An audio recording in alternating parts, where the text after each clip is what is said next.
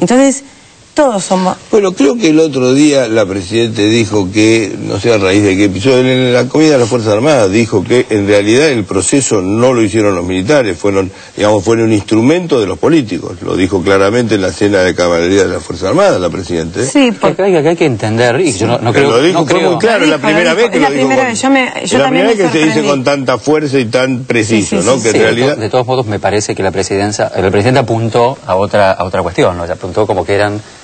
parte de un instrumento, de un poder económico, transnacional, que desarrollaba un montón de cosas. En definitiva, esa fue la postura.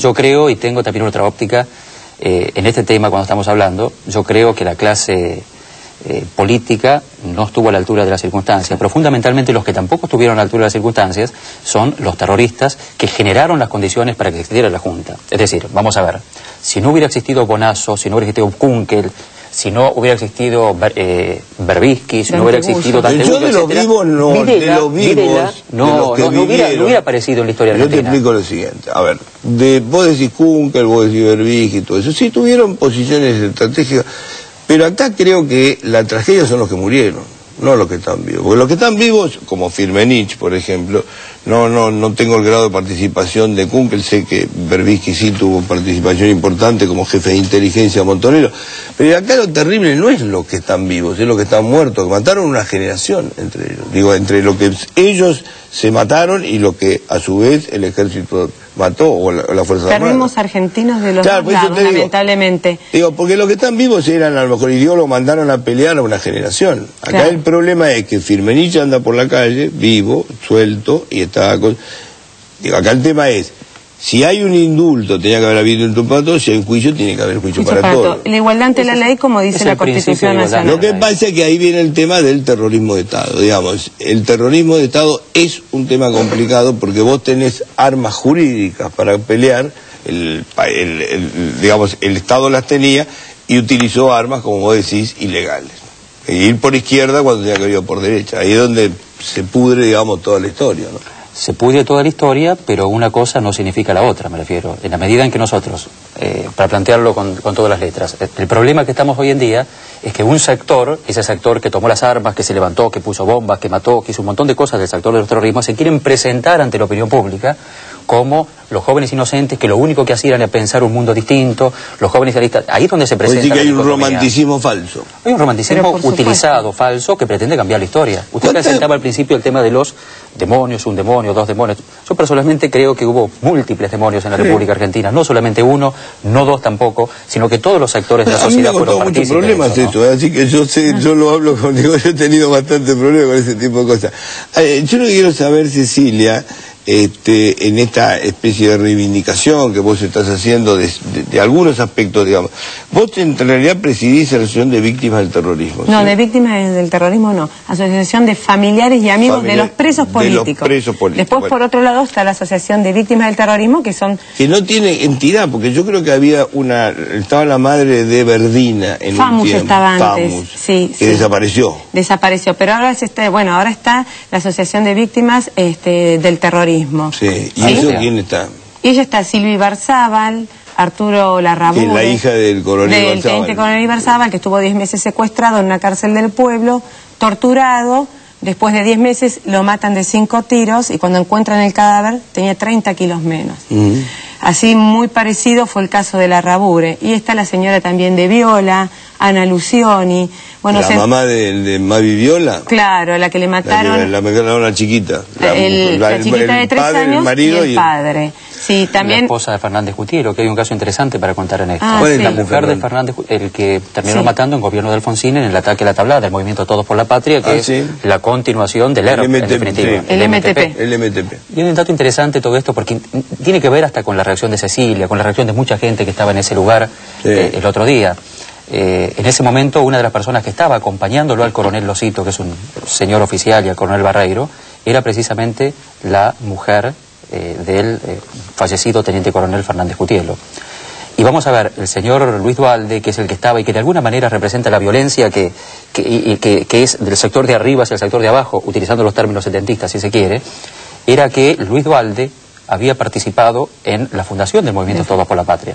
Oriaral Merlo en su libro le dice con todas las leyes que el que participó en la fundación de la rama internacional del MTP, que posteriormente ataca el cuartel de la Tablada, había sido Luis Duhalde, nuestro secretario de Derechos Humanos. Sí, el movimiento Todos por la Patria, de cualquier modo, es un gran misterio, ¿no? En realidad yo creo que es un tema que habría que todavía estudiar, porque el movimiento Todos por la Patria no fue la expresión de lo que Oriaral Merlo hizo después dirigiendo el asalto al cuartel de la Tablada. Me parece que nació como con una ideología determinada y con un efecto determinado y terminó siendo otra cosa. Me parece que ahí es donde a veces la línea con Duhalde se puede confundir. Me parece. Pero cuando uno compara, si uno compara esa parte, con el Duhalde anterior, un Duhalde que, como bien decía Cecilia, tenía una revista Militancia, donde hay que ir a la época. Usted la vivió esa época. Sí, yo la viví, leí Militancia, evidentemente. Bueno, hacía apología del delito, incentivaba los actos terroristas. Entonces, tengo para las copias y no puedo creer. Claro. Entonces uno de repente ve a un Luis Duhalde que festejaba un secuestro, a un Luis Duhalde que durante el 73-74, en pleno gobierno de Perón... Tenemos derecho a que también los que vivieron pudieron equivocarse. Te equivoca Cecilia, te equivoca Odio. Por supuesto. Me parece que hoy no reivindicarían, no lo sé. No tendría que estar en la Secretaría de Derechos Humanos. Habría que preguntarle, pero el problema es que él se presenta como querellante en determinadas causas, como en esta causa que estábamos hablando ahí, cuando él fue parte de un proceso. Ahora, yo no entiendo lo de Fernández Cutié, lo que me decía, que la mujer que estaba ahí con Cecilia ahora... ¿Estuvo en ese lugar? Sí. Estuvo acompañando, a los que estaban detenidos, y a ella le mataron el marido y para ella no hay justicia. El marido era compañero de los hitos, eran compañeros y también amigos. También estaba Silvia Ibarzábal. Y ella todavía está esperando que se haga justicia, también tiene derecho a conocer la verdad y a tener reparación. Ahora, hay episodios que tienen, que digamos que la historia los cuenta y los va modificando, ¿no? En el caso de las memorias de Oriaral Merlo, que son muy interesantes, supongo que lo deben haber leído porque es material, la verdad, riquísimo. Él mismo reconoce que el asesinato de la hija de Viola fue, digamos, el principio del fin de la... Lo reconoce como un gravísimo error estratégico. En el fondo hace una autocrítica, ¿no? Reconoce que, bueno, haber asesinado salvajemente a una chiquita, indefensa, a su padre, hirieron gravemente a la otra, y podía haber matado a la chiquita, a la otra chiquita también, lo reconoce como, bueno, el principio del fin del ERP. ¿Reconoce los militares algún episodio, excepto, digamos, el perdón que pide Balsa a la sociedad? ¿Reconocen que independientemente de haber utilizado métodos por izquierda, han cometido un error histórico? ¿Vos que estuviste en el colegio militar?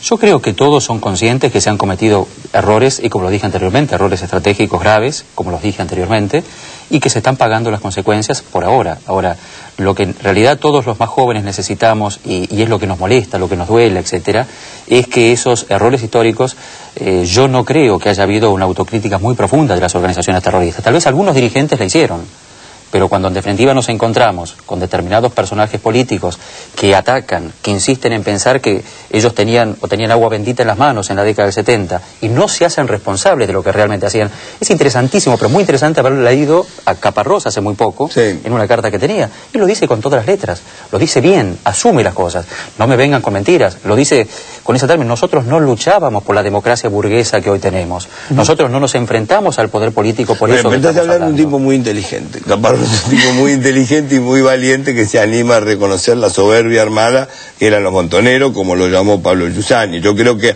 hay gente, digamos, que desde el repudio al terrorismo de Estado tiene la suficiente inteligencia y libertad como para decir nosotros éramos un desastre y también metimos la pata. Bueno, y también tienen que ir a la justicia. Bueno, ahí es donde está el punto. Yo quiero saber qué te pasa a vos en la calle, porque él no es tan conocido, vos sí sos más conocida. Sí, y bueno, ¿cómo es la reacción de la gente con vos? La gente en la calle, o sea que... ¿Te putean? No, o sea, de todo un poco. Mucha gente reconoce y me dice la personalidad que tengo para llevar, o sea, qué ovarios que tenés para enfrentarte con esta gente. Nosotros que la vivimos, sabemos lo que son. Y hay chicos jóvenes que no la vivieron, que... Pero tampoco la viví. No, pero que le llenaron la cabeza, porque acá se cuenta una sola parte de la historia, ¿sí? Y sí, que se enfrentan y me dicen, vos defendés a la dictadura, vos defendés a los genocidas. Yo no defiendo ni a la dictadura, ni a ningún genocida, ni a ningún represor, ¿sí? Pido que se haga justicia y que estos juicios, como lo venimos diciendo, todos estos juicios son ilegales.